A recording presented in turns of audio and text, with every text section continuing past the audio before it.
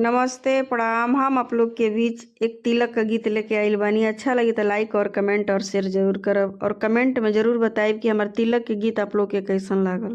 अइले जनक राजा ले अइले तिलकवा रघु नंदन हरि। अइले जनक राजा ले अइले तिलकवा रघु नंदन हरि। बैठे अंगनावा के बीच सुनहु रघु नंदन हरि। बैठे अंगनावा के बीच सुनहु रघु नंदन हरि। बड़ा छोटा लागे दशरथ राउरी अंगनवा रघु नंदन हरि। बड़ा छोटा लागे दशरथ राउरे अंगनवा रघु नंदन हरि। कहवा बैठिए तिलक हरू सुनहु रघु नंदन हरि। कहवा बैठिए तिलक हरू सुनहु रघु नंदन हरि। इतना वचन जब दशरथ सुनले रघु नंदन हरि। इतना वचन जब दशरथ सुनले रघु नंदन हरि। जनक जी से कहले समुझाई सुनहु रघु नंदन हरि।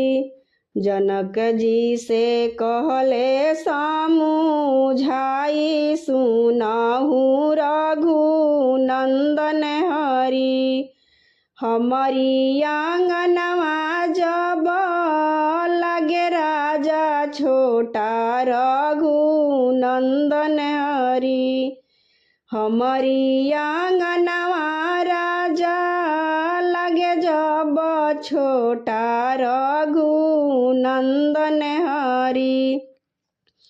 दूसरे ठाही तिलक चढ़ाई सुनहु रघु नंदन हरि। दूसरे ठाही तिलक चढ़ाई सुनहु रघु नंदन हरि। आपन तिलकवा हटाई सुनहु रघु नंदन हरि। आपन तिलकवा हटाई सुनहु रघु नंदन हरि। इतना वचन जब सुनले जनक जी रघु नंदन हरि। इतना वचन जब सुनले जनक जी रघु नंदन हरि। हम तो कइली मजाक सुनहु रघु नंदन हरि। हम तो कइली मजाक सुनहु रघु नंदन हरि। राउर आंगनवा राजा लगे बड़ी बड़ा रघु नंदन हरि। राउर आंगनवा राजा लगे बड़ा सुंदर रघु नंदन हरि। राम जी पर तिलक चढ़ाइब सुनहु रघु नंदन हरि। राम जी पर तिलक चढ़ाइब सुनाहु रघुनंदन हरि। राम जी पर तिलक चढ़ाइब सुनाहु रघुनंदन हरि। शुभ लगनिया में तिलक चढ़ाइब रघुनंदन हरि। राम जी के चौके बैठाई सुनाहु रघुनंदन हरि। राम जी के चौके बैठाई सुनाहु रघुनंदन हरि।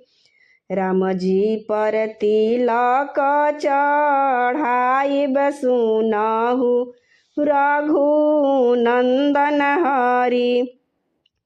अइले जनक राजा लेके तिलकवा रघुनंदन हरि।